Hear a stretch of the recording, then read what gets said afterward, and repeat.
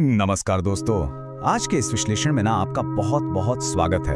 आज हम केमिस्ट्री की एक ऐसी जादुई दुनिया में उतरने वाले हैं जो लिटरली आपके होश उड़ा देगी। हम बात करने वाले हैं क्विकलाइम और उसकी बिल्कुल शानदार केमिकल रिएक्शंस के बारे में।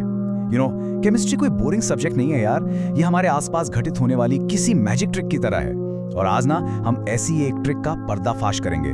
तो बिना किसी देरी के चलिए शुरू करते हैं। तो सबसे पहले मैं आपसे एक सवाल पूछता हूँ, क्या आपने कभी देखा है कि किसी ग्लास बीकर में सिर्फ एकदम ठंडा पानी डालने से वो इतना गर्म हो जाए कि आपका हाथ जलने लगे? मतलब सुनने में किसी जादू जैसा लगता है, राइट? आमतौर पर तो पानी चीजों को ठंडा करता है, गर्म थोड़ी ना करता है। लेकिन दोस्तों, ये कोई जादू नहीं है, ये प्योर अनअडल्टरेटेड साइंस है। और आज हम इसी रहस्य से पर्दा उठाएंगे।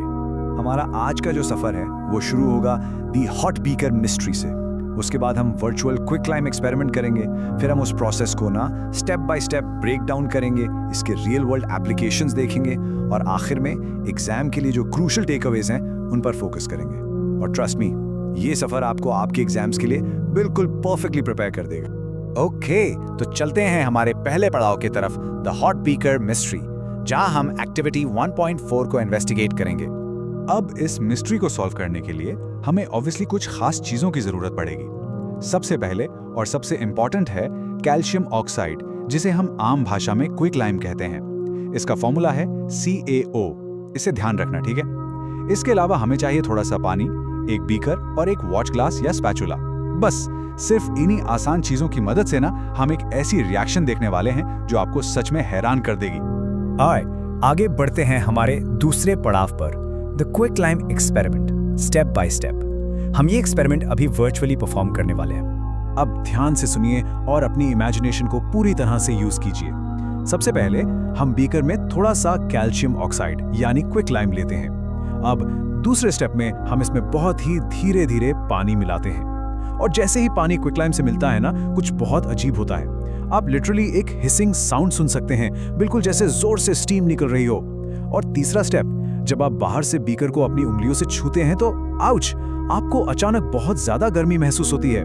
बीकर बाहर से एकदम गर्म हो चुका है, लेकिन जरा सोचिए, वहां कोई आग नहीं थी, कोई बर्नर नहीं था, तो ये इंटेंस हीट आई कहां से? तो अब चलते हैं तीसरे पड़ाव पर, breaking down the chemistry, the reveal. चलिए इस मैजिक के पीछे का साइंस समझते हैं। तो देखिए, ये जो फॉर्मूला है ये एक केमिकल मैरिज की तरह है। जब सॉलिड कैल्शियम ऑक्साइड यानी CaO लिक्विड पानी यानी H2O के साथ मिलता है तो एक जबरदस्त रिएक्शन होता है। और रिजल्ट में क्या मिलता है? हमें मिलता है CaOH2, जिसे हम प्यार से स्लेग्ड लाइम कहते हैं। और इसके साथ ही निकलती है ढेर सारी हीट यानी बहुत सारी ऊर्जा।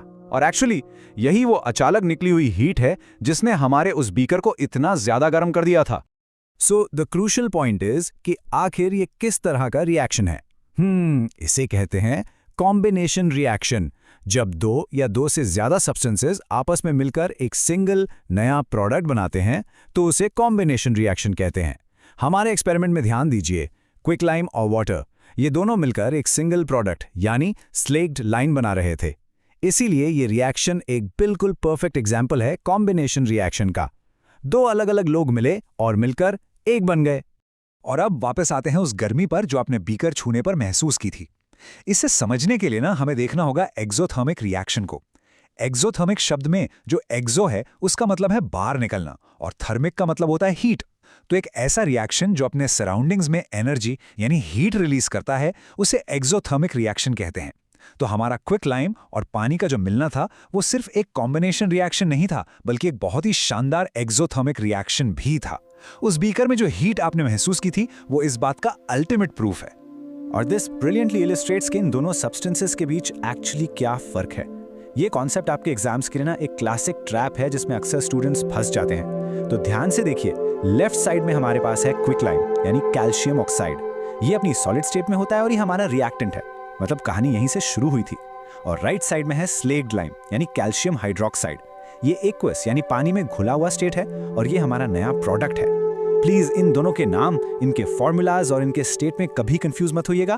इनकी पूरी आइडेंटिटीज रिएक्शन के बाद बिल्कुल बदल चुकी हैं। चलिए अब लैब से बाहर निकलते हैं। चौथा पड़ाव, real world applications, chemistry outside the lab. क्या आपने कभी नोटिस किया है कि घरों की दीवारों पर सफ़ेदी, जिसे हम आमतौर पर वाइट वॉशिंग कहते हैं, वो आखिर कैसे होती है? वेल, जो स्लेक्ड लाइम सॉल्यूशन हमने अभी लैब में बनाया था ना, बिल्कुल वही दीवारों पर पेंट किया जाता है।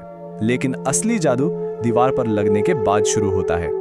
ये जो स्लेक्ड लाइम है, ये हवा में मौजूद कार्बन डाइऑक्साइड यानी CO2 के साथ बहुत धीरे धीरे रिएक्ट करता है और करीब 2 से 3 दिन बाद उस दीवार पर एक पतली चमकदार लेयर बन जाती है, जिसे कैल्शियम कार्बोनेट यानी CaCO3 कहते हैं। यही वजह है कि फ्रेश पेंट की हुई दीवारें शुरू में ठंडी लगती हैं और कुछ दिनों बाद उनमें मार्बल जैसी एक बढ़िया सी शाइन आ जाती है ना? बिल्कुल कमाल की बात। और अब आते हैं हमारे आखिरी सेक्शन पर, crucial exam takeaways and achieving mastery.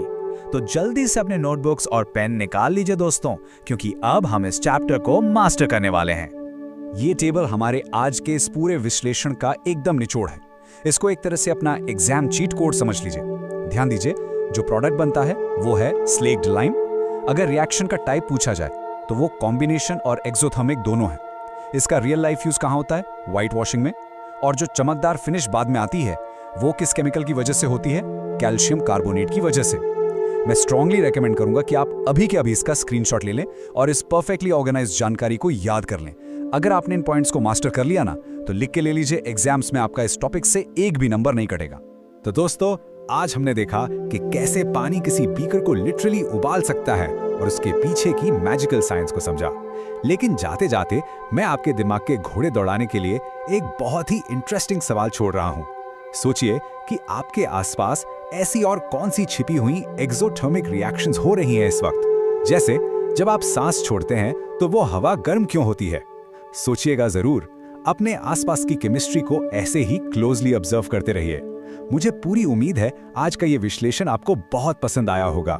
सीखते रहिए और मैं आपसे मिलूंगा अगले ऐसे ही किसी दिलचस्प और स्ट्रक्चर्ड विश्लेषण में। नमस्कार।